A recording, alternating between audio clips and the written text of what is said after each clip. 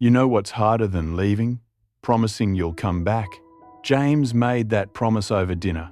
Bamboo shoots and duck meat, the kind of meal you cook when you need to remember something, when you need your family to remember. He stood in the kitchen that April evening, hands busy with lemongrass and chili peppers, but his mind somewhere else entirely. Somewhere between here and the construction site, waiting for him 2 provinces away. This wasn't supposed to be his life. A year ago, he wore tailored suits and signed contracts in air-conditioned offices.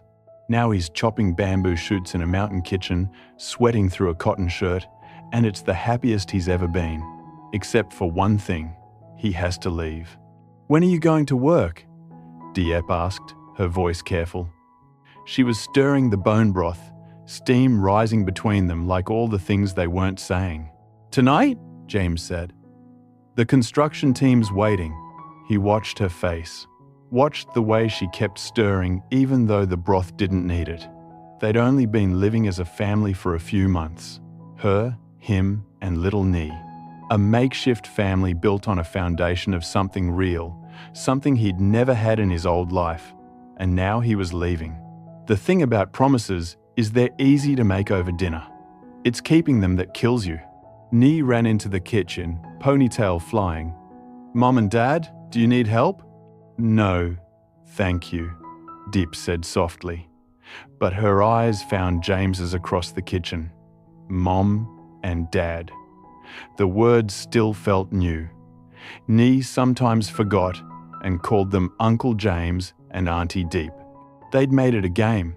Whoever remembered best would get a prize. But tonight, the game felt different. Tonight, it felt like practice. For when he wouldn't be there to correct her, James finished the stir-fry. The kitchen smelled like home lemongrass, fish sauce, the slight bitterness of bamboo shoots. He'd learned to cook here, learned to harvest melons and sell them for 120,000 VND like it was a victory.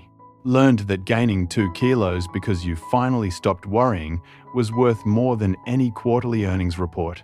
"Come eat," he called out. They sat together, Nee between them, chopsticks in her small hands, talking about her day at school.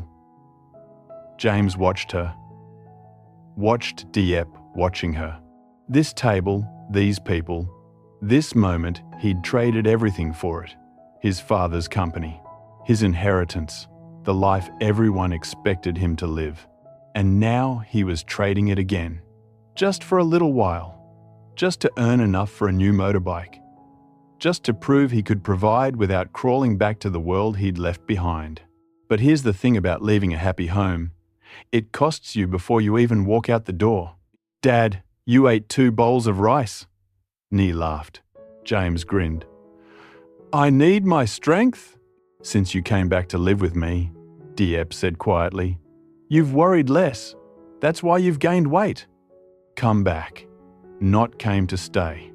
The words were careful, like she was already preparing for his absence, like she knew that in a few hours she'd be watching his tail lights disappear down the mountain road.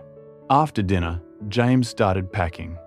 Diep appeared in the doorway with his work clothes, the ones he hadn't worn since he'd come to this village. Since he'd chosen her over everything else. "It's been a long time since I've seen you wear these," she said. He took the clothes. Their fingers touched. "I'll be back soon. Remember your promise." The promise. He'd made it casually, stirring the bone broth, trying to make this leaving feel temporary. "When I come back, we'll have a new motorbike. Something concrete. Something she and Nee could picture while he was gone. We'll wait for you at home," Diep said. Her voice was steady, but her hands weren't. James pulled her close. "I'll finish the work fast. I promise." But standing there, holding her in the doorway while Nee played outside, he felt it.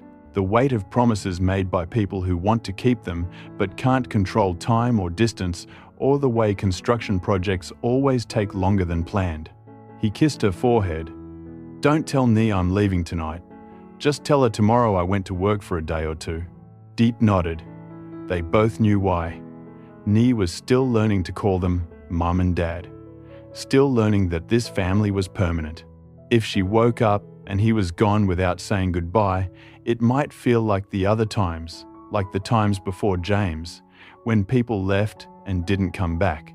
"Be careful," Diep whispered. James walked outside. His motorcycle was packed. The mountain air was cool, carrying the scent of bamboo and earth. Ni was playing with her toy, running it back and forth, laughing.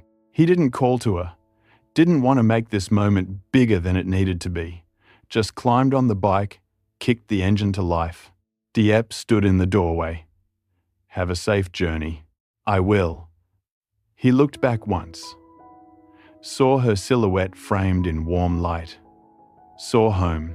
"I'll be back before you know it." The motorcycle hummed beneath him. The road stretched dark ahead.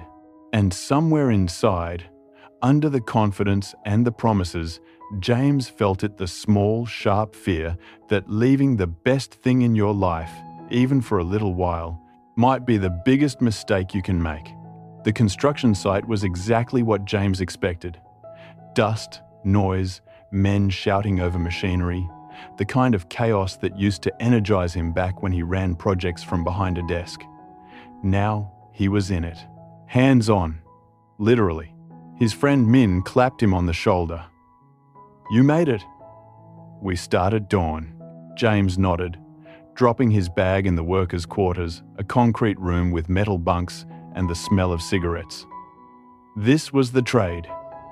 2 weeks here, maybe 3 if the job ran long. Money for the motorbike. Money to prove he could build a life without his father's empire. But that night, lying on the thin mattress, he couldn't sleep. Kept thinking about Diep's face in the doorway. The way Ni had been playing, oblivious. The warm light of home. He pulled out his phone. No signal. Of course. The site was too remote. Tomorrow, he thought. I'll find signal tomorrow and call. Dawn came hard. The foreman was already shouting by the time James stumbled outside. The work was brutal, hauling rebar, mixing concrete. The kind of labour that left your shoulders screaming and your hands raw. James had done physical work in the village. Farming, harvesting, building their small life piece by piece. But this was different. This was industrial. Relentless. "You good?" Min asked during the first break. James wiped sweat from his face. "Yeah," but he wasn't thinking about the work. He was thinking about what Diep and Ni were doing right now. Was Ni awake yet? Had Diep told her he was gone? How did she explain it? The day ground on, 12 hours, 14. By the time they knocked off, James's entire body ached. He walked to the edge of the site, climbed a small hill, held his phone up, 1 bar, flickering. He dialed. It rang 3 times. Then Diep's voice, small and distant. "Hello? It's me. It's James." Relief flooded the word. "Are you okay?" "Kanama. I'm fine. Just wanted to hear your voice." He paused. "How's Ni?"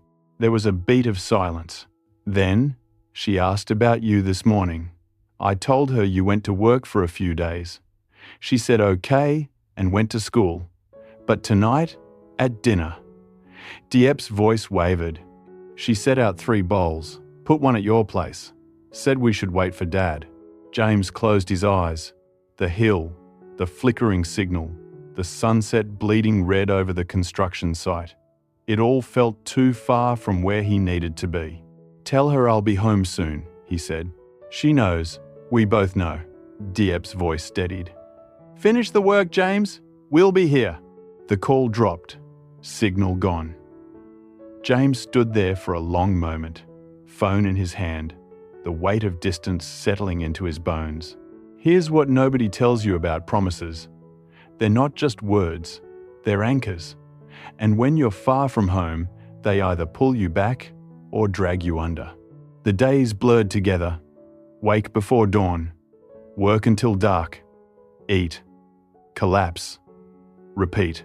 James learned the rhythm of construction sites, the brutal efficiency, the camaraderie of exhausted men, the way pain becomes normal. His hands developed new calluses. His back adapted to the weight. But every night he climbed that hill. Sometimes the signal held, sometimes it didn't. When it did, he heard Diep's voice. Heard about Ni's day at school. Heard about the vegetables in the garden, the neighbors asking when he'd return, the small details of life moving forward without him. How much longer? Diep asked on day 7. Maybe a week. The project's behind schedule. He heard her breathe. Not a sigh, just a breath. Okay, I'm sorry. Don't be sorry, just come home. That night, lying in his bunk, James did the math. 7 days gone.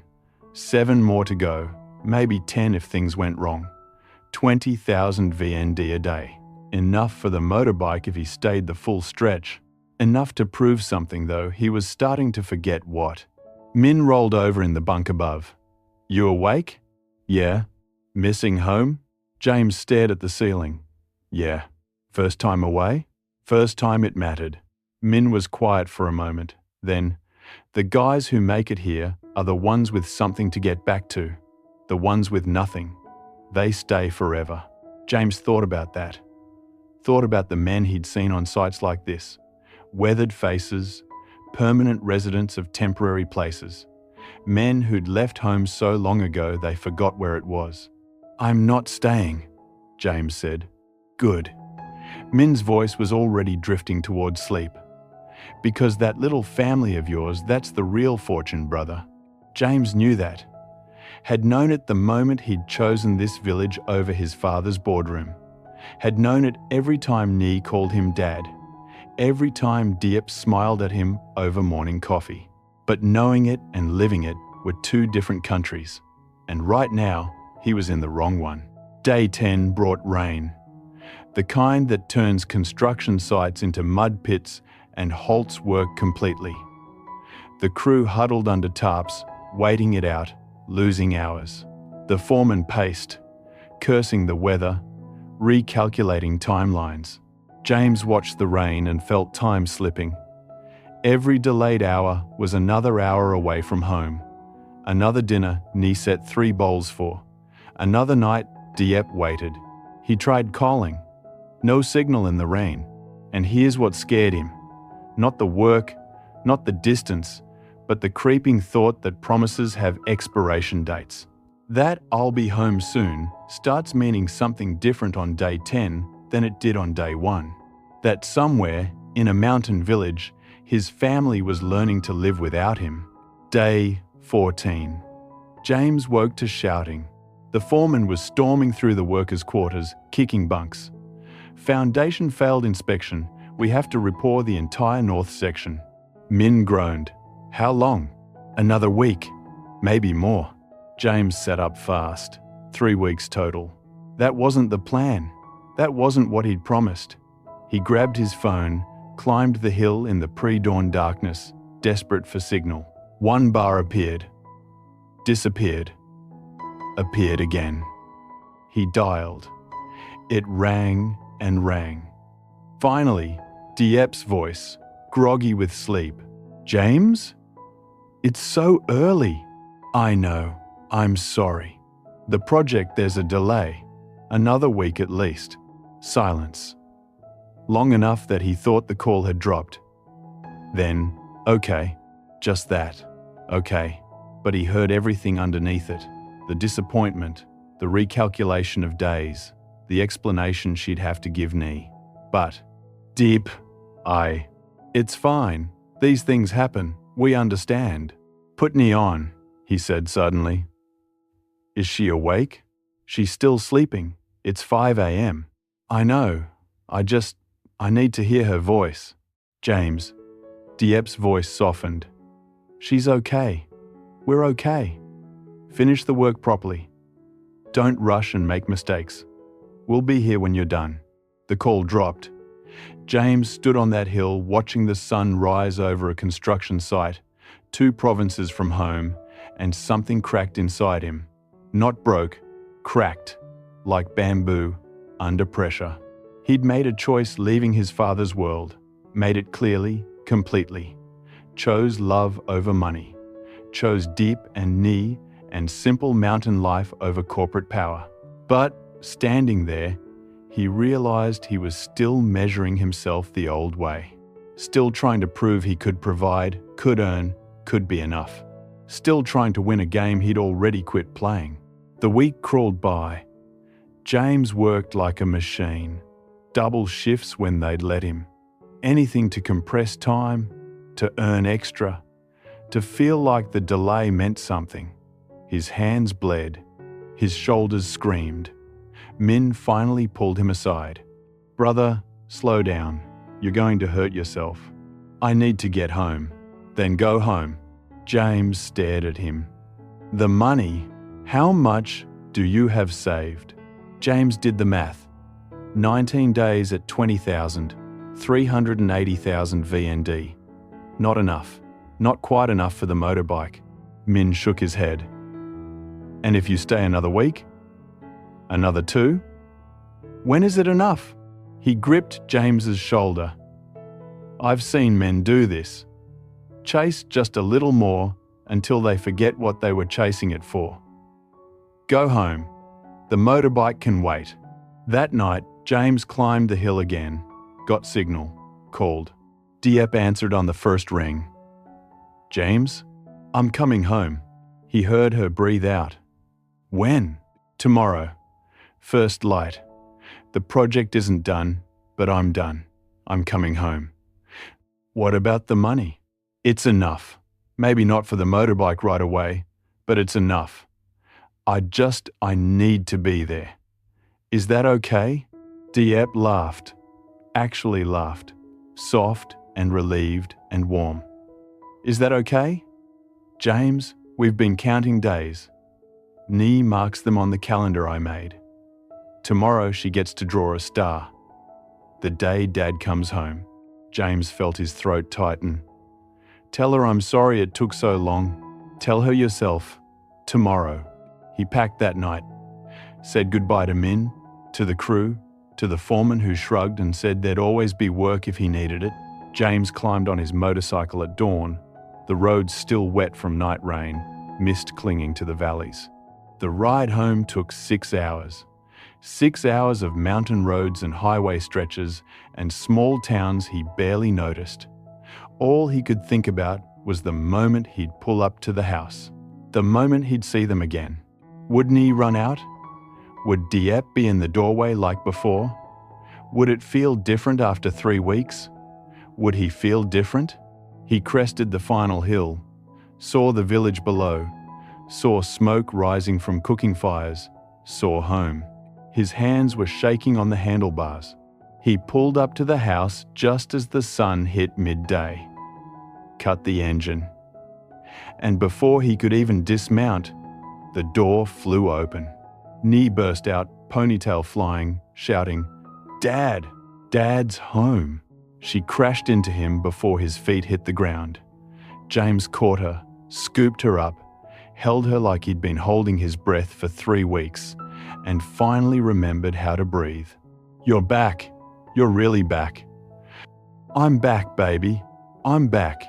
Diep appeared in the doorway. She wasn't crying, wasn't running, just standing there with this small, certain smile, like she'd known all along. Like promises made over bamboo shoots and duck meat were the kind that bent but never broke. James carried Ni to the house, set her down, walked to Diep. No words, just pulled her close, breathed in the scent of home wood smoke and mountain air and the faint sweetness of whatever she'd been cooking. "I didn't get enough," he whispered. "For the motorbike. I'm sorry." Diep pulled back, looked at him. "You came home. That's what you promised. The rest is just details." That night, they cooked together. All 3 of them.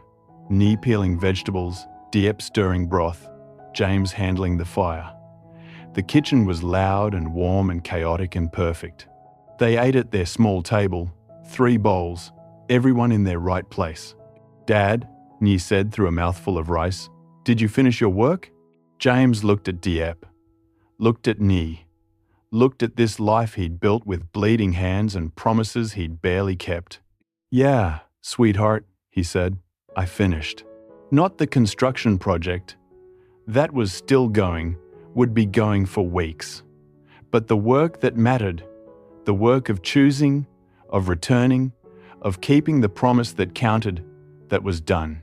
Outside, the April evening settled into darkness. No new motorbike in the yard, just the old one, still running, still enough. And inside, a family. Together, counting it as everything.